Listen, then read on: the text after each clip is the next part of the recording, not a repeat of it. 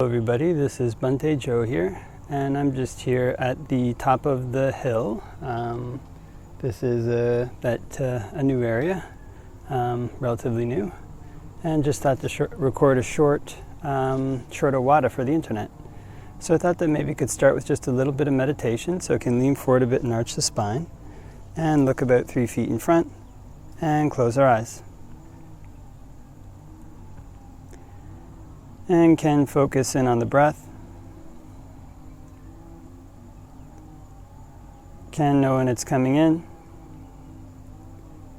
and know when it's going out.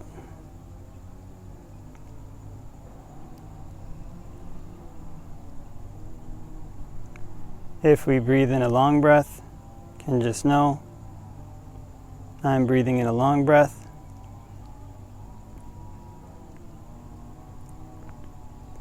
And if we breathe in a short breath, can just know I'm breathing in a short breath.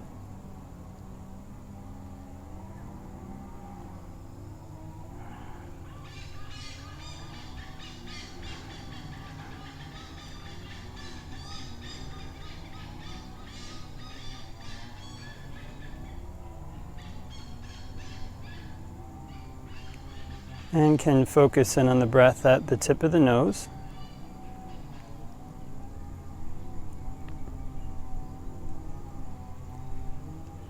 And if notice any patterns of tension or tightness around the nose, around the face, can just let those relax.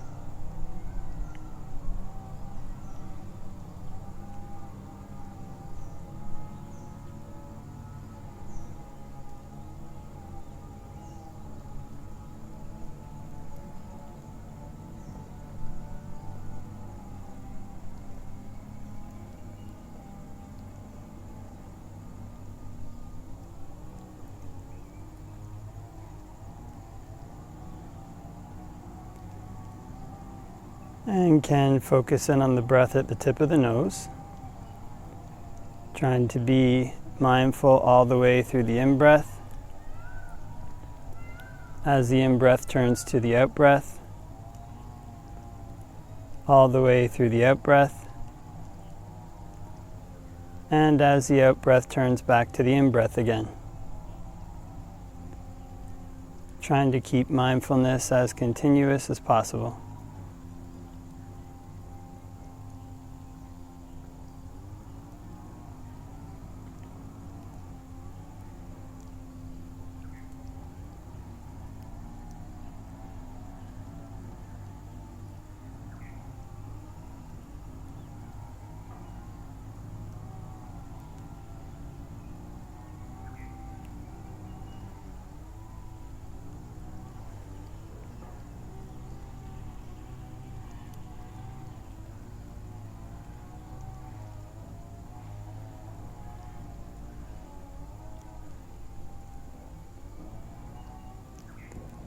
And before we finish meditating, can spread thoughts of goodwill, wishing may all beings all around everywhere be happy and at ease. May they put in place the causes necessary to be happy and at ease. And we can make the mind infinite, can make it unbounded, all the way to the ends of the universe and beyond. In every dimension, may all beings all around everywhere be happy and at ease.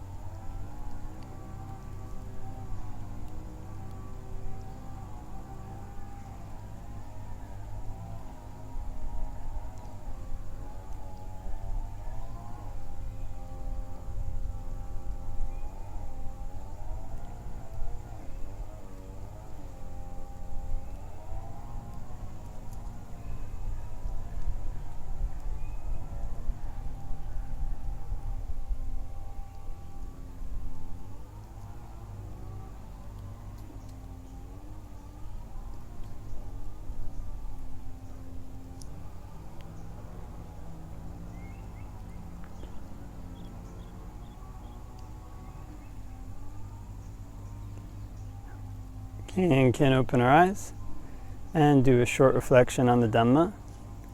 Namo tassa bhagavato arahato samma sambuddhassa.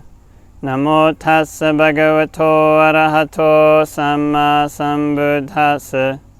Namo tassa bhagavato arahato samma sambuddhassa. Buddhaṃ saranang gacchāmi, Dhammaṃ saranang gacchāmi, Sanghaṃ saranang gacchāmi. Tatiyampi Buddhaṃ saranang gacchāmi, Tatiyampi Dhammaṃ saranang gacchāmi, Tatiyampi Sanghaṃ saranang gacchāmi. Tatiyampi Buddhaṃ saranang gacchāmi, Tatiyampi Dhammaṃ saranang gacchāmi, Tatiyampi Sanghaṃ saranang gacchāmi. So hope that everybody is having a great day. Ninya actually was just down. Actually, there's another rock just at the bottom of this hill. I'm about halfway up a hill right here, and had originally thought to stop and record a Dhamma discussion or Dhamma an Awada down there at the rock, but then thought, I recorded it last week, so at that place. So maybe I'll find a kind of nicer location. So headed up here, and partway up. One of the things is that this is the rainy season in Sri Lanka, and so there's actually kind of rain coming down. And when I was down there was no rain, and now kind of rain has started to come down a bit, and so.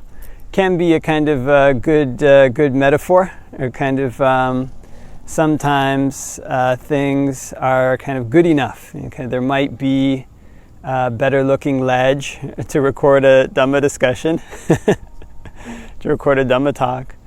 But one of the things is that often there's factors and conditions that go into making a decision that sometimes one has to settle for conditions that aren't 100% perfect.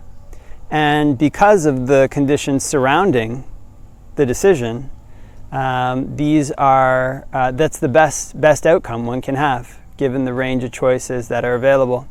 So in that case, one learns to basically just accept something less than perfect, go with something less than perfect, for the sake of having to avoid the negative consequences of trying to reach for something that's too perfect, like maybe having to get wet from the rain. So I remember as a young man, I always used to be there can be this kind of tendency to want to do things really perfectly. Kind of in school, maybe you want to do a really good job on the essay and get 100% on the essay or something like this. But there's actually this kind of interesting principle that I was actually at a monastery about 4 years ago, and I was painting this building. I'd hoped to paint this building as a kind of act of dana. But there was one fellow there, he's a professional tradesman, and he was always talking about this principle called the 80-20 principle, which is basically that 80% of the work gets done with 20% of the effort, and then the remaining 20% of the work gets done with 80% of the effort. And so sometimes it's actually more efficient to do things to an 80% level using 20% of the effort, and to avoid having things being 100% perfect. And in Thai they had this phrase, they had two different phrases. One was called podi. Podi means just right, and the other one was called po chai dai, which means good enough to do. It's basically good enough to use. And so both of these are things that one needs to get a sense of when each of these principles are appropriate to apply for one's practice, when the conditions are good enough to practice with. One might not be in a completely noise-free environment surrounded by arahants, but the conditions are good enough to practice with, good enough to move forward with in one's meditation. But there are other times when one wants to adjust the conditions. One has the capacity to make the conditions just right. And some of the time this kind of difference between when to focus on good enough, kind of po chai dai, and just right, it's kind of po di. It can be a difference between, say, like small scale and large scale. Or one cannot change the conditions immediately in the short term, and so one settles for what's good enough. But over the long term, one can change certain conditions. One can adjust them, keep adjusting them to try to make them just right. And so what all this requires is actually this element of heedfulness, this element of discernment. It's not always the case in the Buddha's teachings that one can just take one principle and always go with that principle. Sometimes one has to actually balance it with a competing principle. And largely it depends on what the situation surrounding the decision is. This is a bit like maybe playing a game of chess. Sometimes when one's playing a game of chess, one has to sacrifice a few pawns in order to get a checkmate, in order to get what one wants. And in the same way, it's not always the case that one can have everything 100% perfect. Sometimes things have to be good enough. Sometimes things have to be done to the level where there's 20% of the effort and 80% is finished, and that's all that one can do, and that's good enough. So this faculty of heedfulness is said to be the faculty that all the skillful qualities fit into, because this is what allows one to determine the right mix of both. How far to go in trying to make something perfect, how far to go in letting things be with the conditions that one has, how far to go with trying to change things in the short term, the long term, and the medium term, so that the conditions for one's practice become ideal. Behind all this is this attitude of heedfulness, this attitude of watching and being very careful to see when things are going in a wholesome direction and when things are going in an unwholesome direction. And this is actually a lot harder. This is a quality that's actually very difficult to practice, very difficult to do. If the Buddha had laid down suttas, or if the path to Nibbana was such that one could just follow a set of instructions like step A, step B, step C, step D, then there would be very kind of easy, much easier path. But the fact of the matter is that it requires this kind of attitude of heedfulness, this kind of attitude of intuition, to know when we should just practice with conditions, when we should just leave them be, when we should change them, and when we should do a combination of both.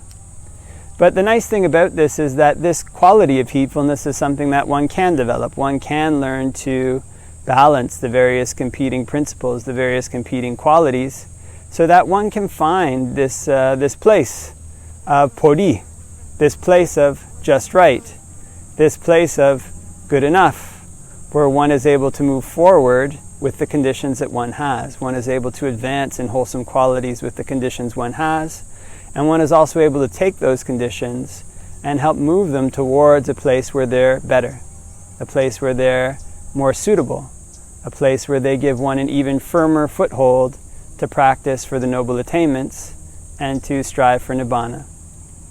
So having said that, or having gotten a little bit wet, looking for a really good place to record a Dhamma talk. Leave that for reflection, and hope that everybody has a great day wherever it might be, and sending all best wishes till next time.